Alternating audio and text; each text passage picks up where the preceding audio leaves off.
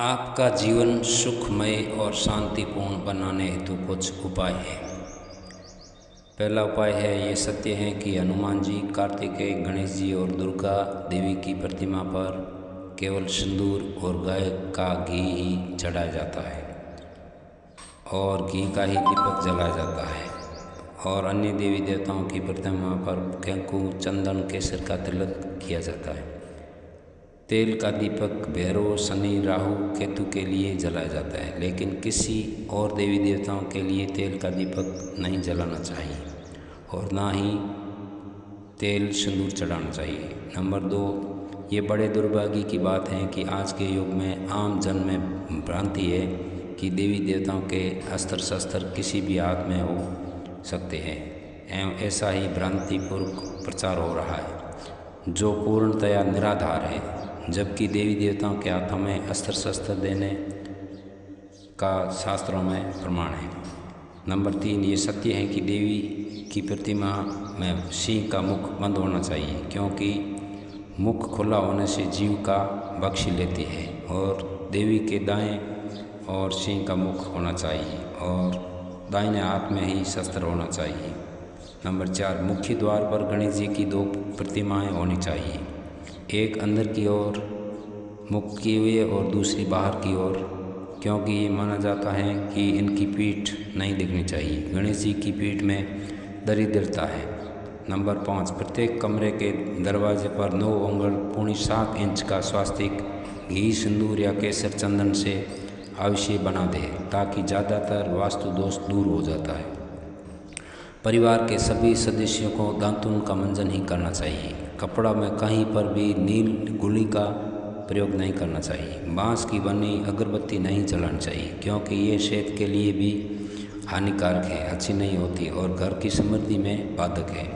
इसमें रोजी रोजगार में भी बाधक है और कोई भी कार्य शुद्ध नहीं होने देती।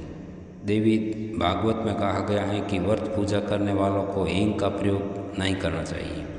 परिवार रविवार को एवं शुभाशुतक व अशुद्ध स्थिति को छोड़कर पीपल के वृक्ष में पानी, काला तिल, जौ, कच्चा दूध डालकर चांदी या पीतल के लोटे से सींचे और अपने पूर्वजों पितरों को याद करते हुए 3 बार ओम विष्णुवे नमः का जाप करें। घर में तुलसी का वृक्ष अवश्य लगाए।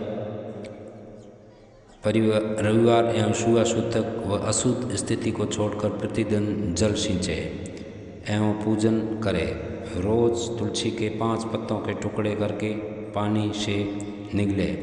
मलेरिया बुखार पर अंकुश लगता है, ये वैज्ञानिकों द्वारा भी कहा गया है। कुल देवी का नियमित रूप से वंदन करें। श्राद्ध पक्ष में पितरों का श्राद्ध तर्पण करें और अमावस्या को ब्राह्मण एवं गाय को पितरों को स्मरण करते हुए भोजन कराएं।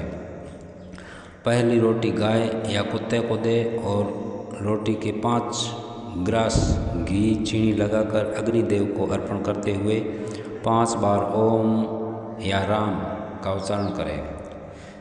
महिलाएं मासिक धर्म की मर्यादा का पालन करें। धूप यज्ञ लोहे के बर्तन के बजाय तांबे, पीतल या मिट्टी के बर्तन में करें, देवी भागवत में कहा गया है। 13वां उपाय, हनुमान जी की पूंछ दाहिनी ओर होनी चाहिए। पूंछ की पूजा अवश्य करें। हनुमान जी की उपासना करने वाले भक्तों को केवल हनुमान चालीसा, हनुमान अष्टकं, रामायण, सुंदरकांड या विनय पत्रिका स्तुतियों का ही पाठ करना चाहिए या एक मुखी हनुमान कवच का पाठ करें। बजरंग बाण का पाठ नहीं करना चाहिए। 14 नंबर है, परिक्रमा कैसे करें। मूर्ति की पूजा के पश्चात भगवान के सामने खड़े होकर भगवान का ध्यान करते हुए 3 या 5 बार खड़े खड़े दक्षिणावर्ती घूमें और अपने चारों तरफ भगवान का दर्शन करें। मूर्ति के चारों तरफ घूमने से मूर्ति को बंधन लगता है।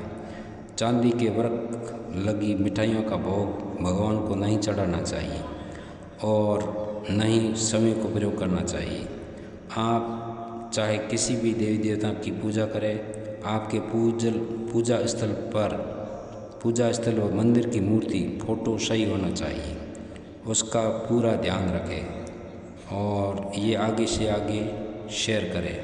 बहुत ही ज्ञानवर्धक जानकारी है और ये बहुत ही गुप्त जानकारी है। धन्यवाद।